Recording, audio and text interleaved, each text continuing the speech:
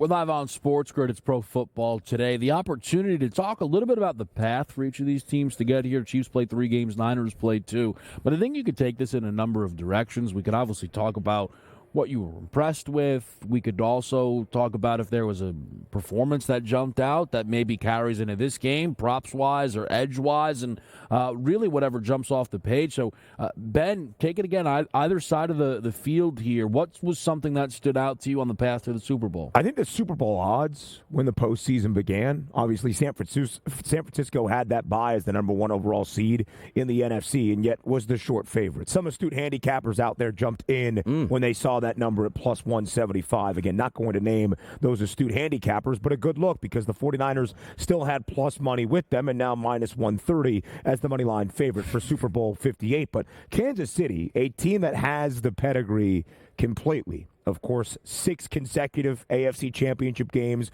with Patrick Mahomes as the starting quarterback for the 6 years in KC, but entered this playoff run with a 10-1 number to win Super Bowl 58, behind both Baltimore and Buffalo, just a little bit in front of the Miami Dolphins. A 10-1 number for the Kansas City Chiefs to win Super Bowl 58 really stood out to me because now you see where they are. If you correlate it to the money line price, it's plus 110, Lisi. So Kansas City has the pedigree to be here. San Francisco expected to be here as your Super Bowl favorites really since week number 3 of this season. Yeah, I'll take a different approach. I really was impressed in regards to what Kyle Shanahan and that team did after they lost 3 ball games to Cleveland, Minnesota, and Cincinnati, respectively. They come out, they go into the bye week, they come back out and just railroad Jacksonville and just went on a heater. The only game that they really slipped up at the end of the regular season was the loss to Lamar Jackson on Christmas night. Outside of that, they've been pretty good offensively and have been hitting on all cylinders. Been very impressed in terms of Brock Purdy. Has he played great?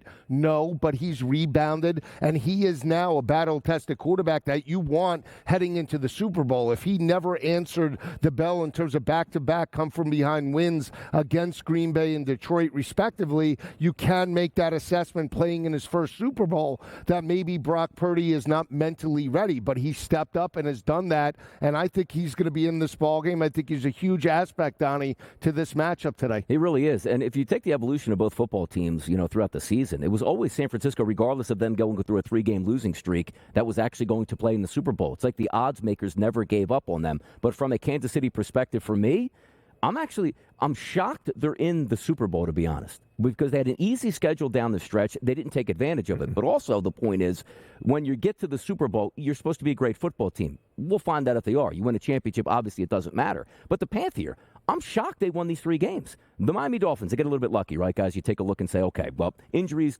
cropped up. You're at home. It's freezing cold. The Miami Dolphins from Miami. That's what you get here. But secondarily, you go on the road and beat Buffalo. I didn't think that was going to happen. You go on the road and beat the Ravens. I didn't think that was going to happen. So me being shocked they're in the Super Bowl, but not shocked they won those games individually, if that makes sense. If you'd have said, hey, you know what? They're going to go on the road for at least 2 of those games against better opponents. Kansas City's not making the Super Bowl. Kansas City made the Super Bowl. That's what's hard to get out of my head when I'm trying to just handicap the numbers and a value and say, how did Kansas City even get here? Then you take the 49ers, the Chiefs beat them. I go like, well, what were you paying attention to, Donnie, throughout the season? This was the Chiefs here. They have Mahomes. I'm trying to erase that out of my mind and finally getting to that finish line saying, you know what? Just ride the better football team. Because I thought Baltimore wasn't lost. As a handicapper, you just can't say, well, I'm handicapping these games. It's wrong. Let me just fade myself in the Super Bowl. You'll wind out without any money at that point. Listen, that's an interesting way to go about it. I think, but remove Miami.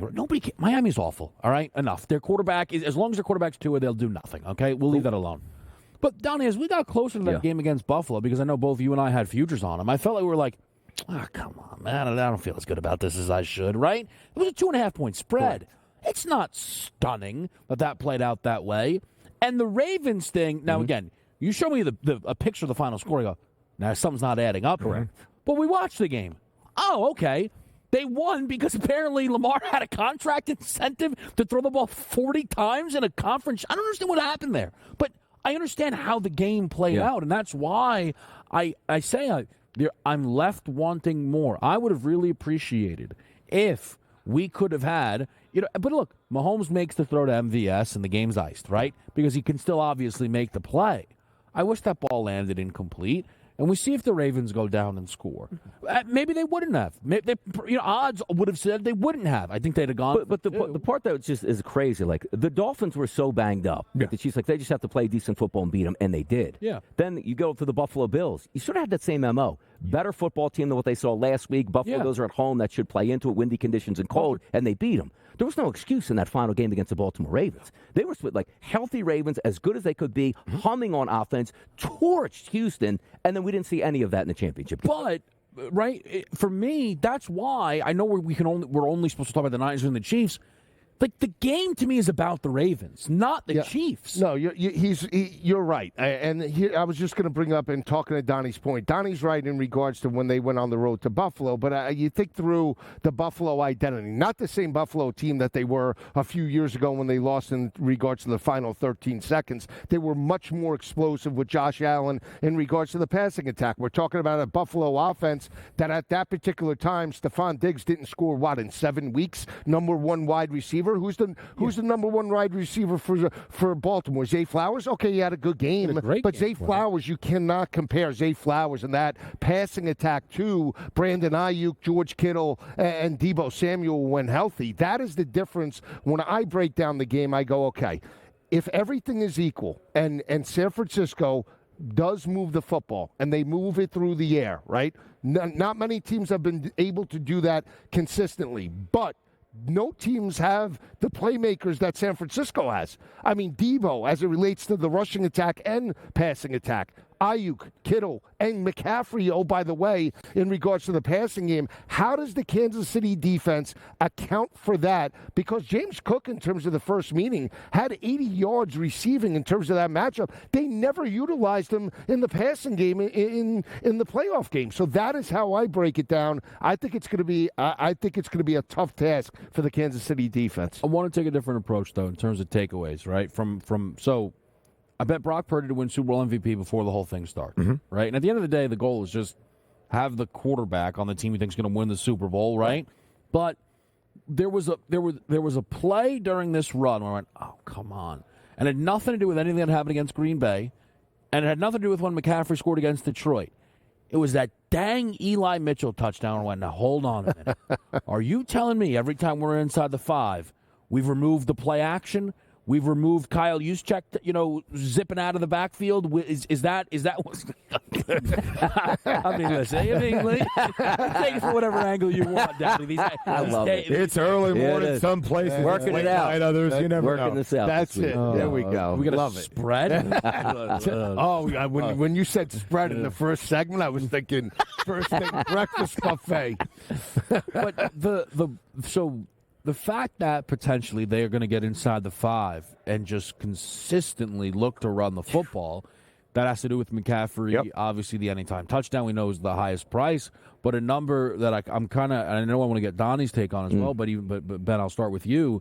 Purdy 1.5 passing touchdowns is the cheapest it has been since they were in Philadelphia, and at the time they were on the road in the rain against a 10-1 football team. Yeah, I think it's so interesting when you look at that conversation because, again, as I follow the odds throughout this playoff run, Brock Purdy has never been the Super Bowl MVP favorite, despite the fact he is the quarterback for the team that has always been the Super Bowl favorite. That doesn't normally add up or correlate in that manner. We saw Lamar Jackson in front of him early on. We saw Christian McCaffrey with the shortest number for a non-quarterback in this market. The idea being, whether fair or unfair, the narrative around Brock Purdy, Christian McCaffrey might be more important to San Francisco's team success than even their quarterback in Purdy. So I throw it back to you in that MVP conversation and just how Super Bowl 58 will flow come Sunday at the end of this week. Who is the most important player for San Francisco? If the 49ers win a Lombardi trophy, is that most significant player Brock Purdy or Christian McCaffrey? It's Christian McCaffrey because as he goes, the 49ers are going to go. I mean, you talk about handing the football for running a toss sweep here, Ben.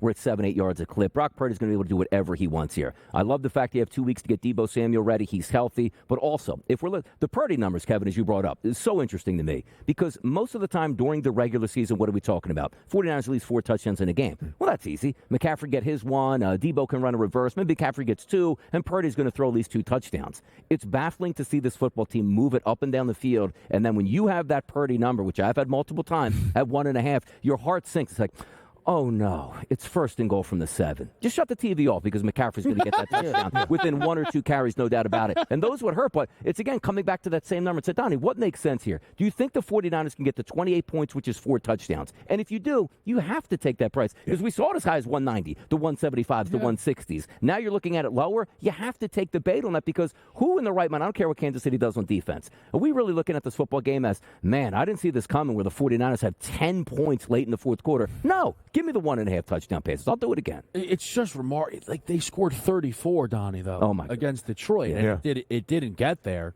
because Eli Mitchell scooted in. A little sell me something from the weekend, 10-1, just in case. Yeah, no, and then that's why even like we talked about it in regards to Brock Purdy's anytime touchdown plus 850. Maybe they're inside the 2 or the 3 yard line, quarterback sneak. Maybe Purdy tucks in and runs. Yeah. I think there's an opportunity for that as well. But when you have multiple playmakers right now and you're pushed to the limit where Green Bay and Detroit had their backs against the wall, they utilize different ways to score points. And that's where they have evolved over the past couple of weeks. So I think when you see that 1.5 number for Brock Purdy, they're expecting this game to be played on Kansas City's basically philosophy or tempo, right? 24-20, maybe we get two touchdowns out of San Francisco, maybe 3, and that's why Purdy's at 1.5.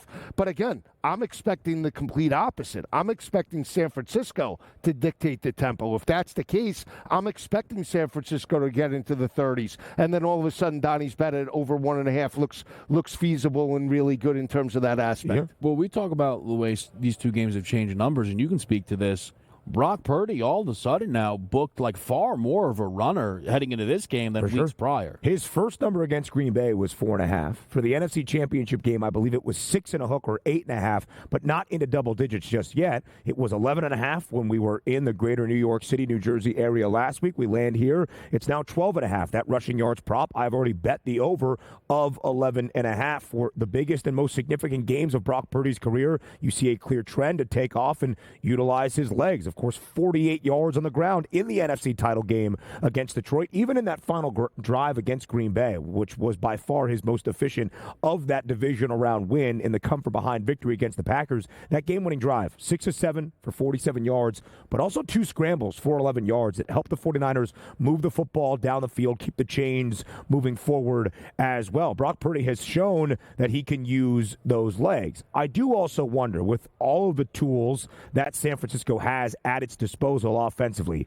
what these additional 2 weeks do for Debo Samuel. Listed as a true 50-50 questionable through most of the week leading up to the championship game in the NFC against Detroit.